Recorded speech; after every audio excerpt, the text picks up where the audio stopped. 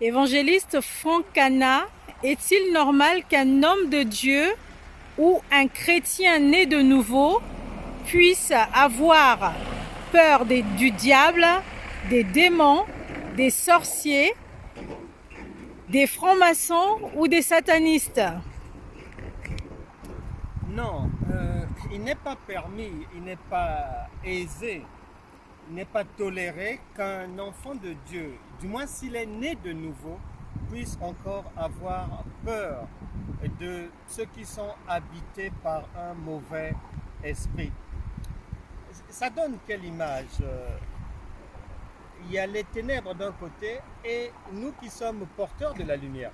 Et lorsque vous entrez dans une pièce, si la pièce est non éclairée, lorsque vous allez appuyer sur l'interrupteur, une fois que la lumière jaillit, il n'y a plus de ténèbres. Telle est la suite logique lorsque la lumière rencontre les ténèbres. Il y a toujours, et c'est toujours la lumière qui s'impose. La lumière ne fuit jamais devant les ténèbres. Ce sont les ténèbres qui sont appelées à disparaître. On ne peut pas avoir peur. Que tu sois pasteur, apôtre, tu ne peux pas avoir peur des sorciers.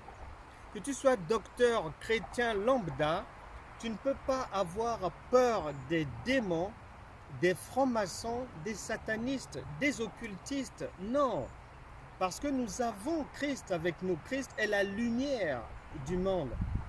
Il vient pour illuminer ton être et au travers de toi la société. Et quiconque voudra se dresser devant toi ou contre toi, revêtu des puissances maléfiques, connaîtra un échec. La Bible déclare par Job que ce que je crains, c'est ce qui m'arrive. Et le Seigneur ne nous a pas donné un esprit de crainte, mais un esprit de force, d'amour et de sagesse. On ne peut pas avoir peur. Il faut savoir que beaucoup d'enfants de Dieu, beaucoup de chrétiens, beaucoup d'enseignants des Saintes Écritures, malgré leurs propos, malgré leurs écrits, malgré la théorie, transportent en eux la trahison vis-à-vis du Saint-Esprit. Pourquoi? Parce que lorsque tu conseilles, par exemple, à un frère, à une sœur, de se séparer de son épouse, de se séparer de son époux, au prétexte que tel est sorcier ou mal intentionné, tel est habité par des esprits démoniaques et tout, lorsque les gens conseillent aux autres de se séparer des membres de leur famille, de prendre des distances, de fuir, de ne pas recevoir, de ne pas recueillir des gens qui sont dans le besoin au prétexte qu'ils peuvent être habités par des esprits non divins, mais c'est trahir Dieu.